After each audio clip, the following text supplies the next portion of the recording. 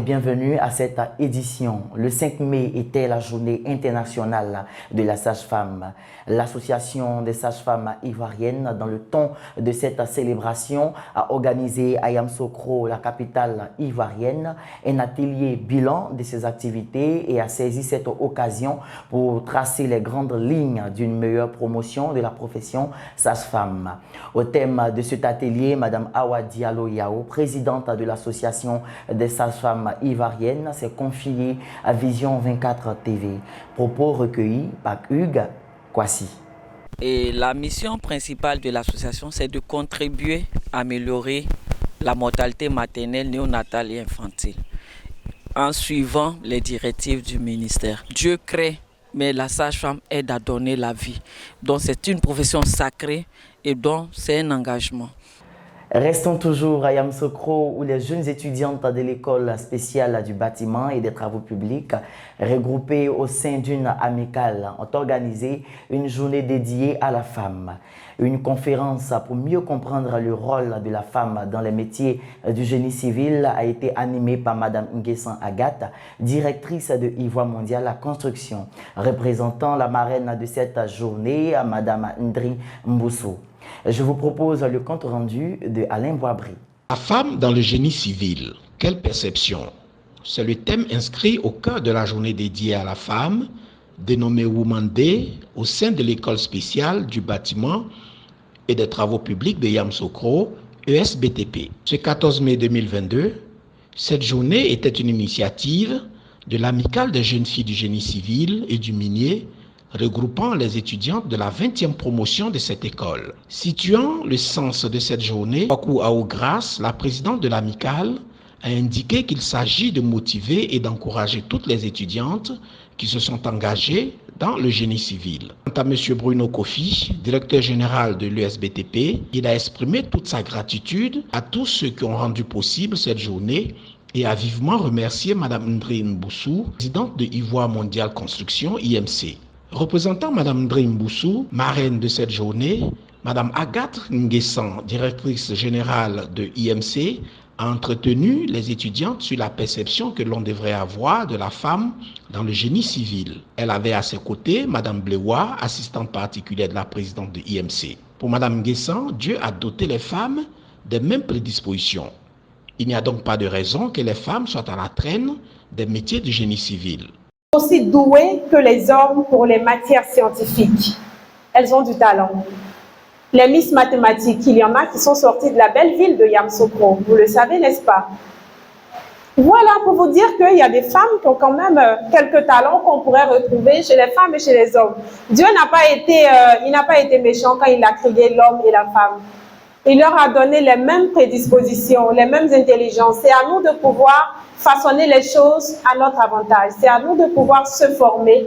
C'est à nous d'éviter surtout la facilité, d'éviter la tricherie pour pouvoir avancer et avoir les mêmes chances que les hommes. C'est pourquoi elle a encouragé toutes les étudiantes à s'y engager, car selon elle, cela est porteur de richesse. Cette journée des jeunes étudiantes de l'école spéciale du bâtiment et des travaux publics de Yamoussoukro a été clôturée par une passation de flambeau entre la promotion sortante et la promotion entrante, et ce, en présence de Mme Ndri Mboussou, la marraine. Reportage Hugues Kwasi et Inos Odombia, commenté par Martine Wali. C'est autour d'un dîner-spectacle clôturant la journée dédiée à la femme organisée par l'amicale des jeunes filles du génie civil et du minier de l'école spéciale du bâtiment et des travaux publics que s'est déroulée la passation de flambeau entre la promotion sortante, la 20e, et la promotion entrante le 14 mai 2022, et ce, en présence des responsables de l'établissement et de la marraine de la journée, Mme Ndri Mboussou Marina, présidente d'Ivoire Mondial Construction. Il est pratiquement 22 heures quand celle-ci foule l'espace de l'Alliance française, lieu de la manifestation, à la grande joie de ses filleuls.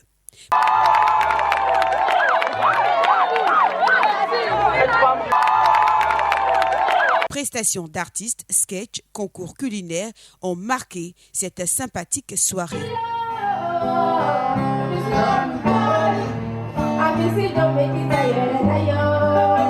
La marraine, Mme Ndri Mboussou, a saisi cette occasion pour récompenser les meilleures étudiantes de l'école. Mieux, elle a promis qu'elle ouvrirait les portes de ses entreprises aux étudiantes en fin de cycle afin qu'elles y effectuent leur stage. Madame Bléoua, assistante personnelle de la marraine, au nom de celle-ci, a adressé quelques mots aux étudiantes. Nous n'avons d'autre choix que de prendre résolument notre avenir en main afin de briser le clivage du genre. Nous, femmes, sommes capables d'apprendre, de diriger, d'assumer, d'assurer nos responsabilités afin d'atteindre les mêmes objectifs assignés à tous. Toutefois, nous devons être au rendez-vous du savoir et de l'apprentissage, tels que l'école, les diplômes, l'insertion professionnelle, l'éducation. Puis, Madame Agathe Nguessan, toujours au nom de la marraine, a demandé aux étudiantes du génie civil et du minier de prendre plus d'engagement pour réussir leurs études.